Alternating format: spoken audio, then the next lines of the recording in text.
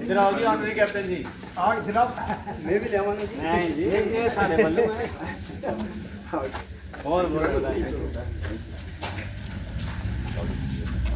ठीक है ये हाथ जो हैं ये हमारे नेट ऑफिसर आए हैं हेडक्वार्टर साहब आर ले बने हैं।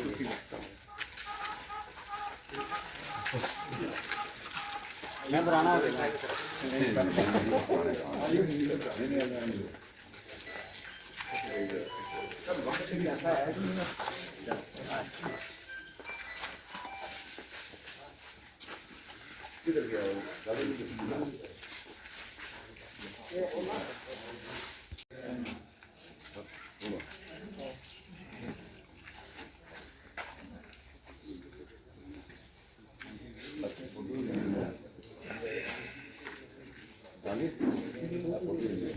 मसाला लेके जाना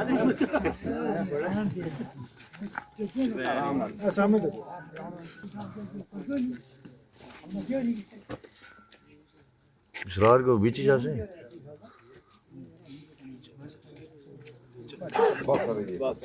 रोज पानी पाओ जमी दे इनको भी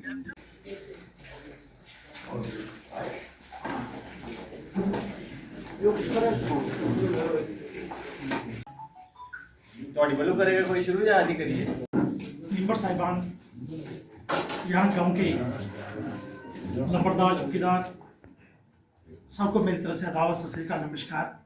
छुट्टी MLS मिल जाए एक पिछली बार भी रिक्वेस्ट की थी वो रिक्वेस्ट इन्होंने मान ली कि चौकी सड़ी की जड़ी है वो पावरफुल चौकी बनाओ पावर साथ एक बंदा भी तो छोड़ना हिंदू मुसलमान सरकार कोई बंदा भी माइग्रेशन के कुछ नहीं बेटा सब तो पहले बड़े मसला जिसे वो आया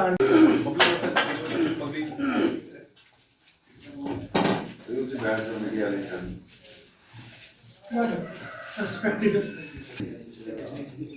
सारे जिलाधी दक्कन एसपी मुल्लाल जी ने रोक लिया क्या बच्ची मेंटर की है फॉर एग्जांपल सर अब तो अपनी 25 दे 25 मेंटर हो अच्छा चलो रात को चले नहीं कह रहे ना यहाँ से ट्रैक्टर भी जाता है लोगों में माल मवेशी जाते हैं उसके ऊपर हम अगर नंबरदार चौकीदार या सरपंच को लेकर जाते हैं तो वो क्या करते हैं बहस करते हैं उसके ऊपर बोलते हैं हम नहीं खोलेंगे आप लोग क्या करोगे। अभी पिछले दिनों में एक हादसा हुआ हमारा जहाँ पे क्या किया कि फेंस के साइड में फेंस की एक तार पड़ी हुई थी वो ट्रैक्टर के साथ चिपकी उसके साथ एक हमारे नौजवान भाई है जिसके पाँव को लग गई है जो कि अफसरान साहब भी मौजूद थे वहाँ पे। तो वो जो फेंस जो है उन्होंने क्या किया रोड के बीच डाली हुई बिल्कुल और उसके बाद जो ये है कि फेंस के आगे जो रास्ता है नीचे जाता है माल मवेशी वो भी बंद किया हुआ है। अगर हम उसके ऊपर बात करें तो वो धमकी देते हैं बहस करते हैं तो ये इशू है सर। अगर हम करें और जो बाकी डिपार्टमेंट्स को पर्टेन करती हैं उनसे टेकअप किया जाएगा चाहे वो सिविल एडमिनिस्ट्रेशन हो चाहे आर्मी अथॉरिटीज हो। आपकी बात को हम पूरी कोशिश करेंगे खाली उन तक ले जाने की नहीं बल्कि उनके हल ढूंढने की भी। यहाँ पे बड़ा अच्छा कहा नीरज जी ने शुरुआत की थी कि बाकी सब जितनी भी समस्याएं हैं उनका हल तो हम खोज लेंगे लेकिन आजकल जो सबसे ज़रूरी चीज़ है वो है अपने बच्चों का ध्यान रखना। यहाँ कुछ बच्चे बैठे भी हुए हैं तो हम सारा कुछ करते हैं हम माँ बाप सुबह शाम लगे रहते हैं सारी ज़िंदगी हम सोचते हैं कि हम अच्छा कुछ कर लेंगे कमाइयाँ कर लेंगे अपने बच्चों के लिए लेकिन उस सारी चीज़ों के चलते हम अपने बच्चों से नज़रें हटा देते हैं। तो मेरी आप सबसे ये रिक्वेस्ट है मेरी प्रार्थना है गुजारिश है कि अपना जितना वक्त अपने आप ज़मीनों को संभालने में लगाते हैं अपने पैसे को संभालने में लगाते हैं प्रॉपर्टीज़ को संभालने में लगाते हैं उससे ज़्यादा वक्त अपने बच्चों को संभालने में लगाइए क्योंकि आपकी जो ज़िंदगी की सबसे बड़ी पूंजी है। जरा सोचिए कि आपने अगर लाखों करोड़ों रुपए भी कमा लिए और अगर औलाद ठीक नहीं थी तो वो किसी काम का पैसा है नहीं। सारी ज़िंदगी उस पैसे को औलाद को ठीक करने में लग जाएगी। तो अपने बच्चों पे ध्यान दीजिए यही आपका सबसे बड़ा जो गहना है सबसे बड़ी दौलत है और आपकी ही नहीं ये उस ज़िले की भी है और ख़ुसूसन मैं कहूँगा कि हमारे मुल्क हिंदुस्तान की भी सबसे बड़ी दौलत है उसका मुस्तकबिल है। अगर ये आगे बढ़ेंगे तो हमारा देश खुशहाल रहेगा। और डेफिनेटली ये मुश्किलातें हैं क्योंकि वो बॉर्डर एरिया है, टफ एरिया है, बहुत सारी इधर आपको परेशानियों का सामना करना पड़ता है। कुछ लोगों ने बताया कि आर्मी गेट है, वहाँ पे आपको दिक्कतें आती हैं। तो चलो हम अप्रोप्रिएट प्लेटफॉर्म में जो आर्मी वहाँ पे चीज़ें आपके हाईलाइट करेंगे ये पॉइंट, और आपको जो मुश्किलातें आती हैं और हम 100% इसमें कोशिश करेंगे कि वो सारी मुश्किलातें आपकी दूर कर सकें। उसके अलावा आपने बाकी और भी यहाँ की मुश्किलातें जितनी बताई हैं हम सारे अप्रोप्रिएट प्लेटफॉर्म पे उसको करेंगे। आपने सिविक एक्शन तहत कोई स्पोर्ट्स के लिए बोला है, वो सारी चीज़ें ज़रूरी हैं। इन सब के पीछे जो सबसे इम्पॉर्टेंट चीज़ है कि जैसे आप जिस एरिया में रहते हैं आप बड़ा एक जो जहाँ पे जो सिचुएशन बनी है बॉर्डर एरिया है, तो एक बड़ा एक थ्रेटनिंग जगह पे बैठे हुए हैं। वहाँ बहुत सारे लोग जो हैं, कुछ सारी सोसाइटी में आप अच्छे लोग हैं, लेकिन आपकी सोसाइटी में कुछ बुरे लोग भी होते हैं, और बुरे लोगों की वजह से पूरी सोसाइटी को मुश्किलों का सामना करना पड़ता है। जैसे आपने आर्मी का हाईलाइट किया है, तो कुछ ऐसी चीज़ें रही होंगी जिस तरह ये थोड़ी सी सख्ती आप महसूस कर रहे हैं, लेकिन मेरी आपसे एक दरख्वास्त रहेगी कि जो आपके बीच कुछ ऐसे एलिमेंट्स हैं, क्योंकि आज हमारा जो नौजवान है नशे की लत के बीच में पड़ता जा रहा है। आपने देखा होगा बहुत सारे है चिट्टे का जो सिस्टम चल पड़ा है, तो ये जो कुछ ऐसे हमारे शैतान लोग हैं, बदमाश लोग हैं, वो ऐसे जो नौजवान लोग हैं उनको ट्रैप करते हैं, उनको ये चीज़ें प्रोवाइड कराते हैं, और फिर वो जो नौजवान इसकी लत में लगता है वो उसकी पूरी फैमिली इसमें इन्वॉल्व हो जाती है और अल्टीमेटली सब कुछ बर्बाद हो जाता है।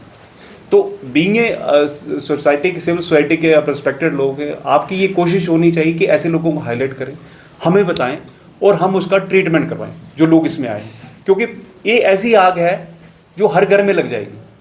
तो आपने सबसे पहले कोशिश यही करनी है कि अगर आपको ऐसा लगता है कि कुछ लोग इसमें इन्वॉल्व हैं, हमें बताइए, जो भी सप्लायर है हमें बताइए, हम उनके खिलाफ कड़ा एक्शन लेंगे, और जो इसके विक्टिम हैं हम उनका इलाज करवाएंगे। लेकिन जब तक आपकी तरफ से पहल नहीं आएगी उसमें चीज़ों में कामयाबी नहीं मिल पाएगी। और आज सबसे ज़्यादा जो थ्रेट है इसी चीज़ का है।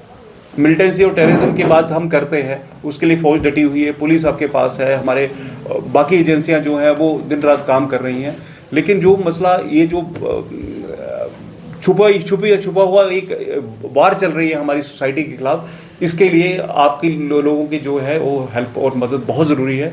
जब तक आप लोग आगे नहीं आएंगे इसको कंट्रोल करने में बहुत मुश्किल होगी।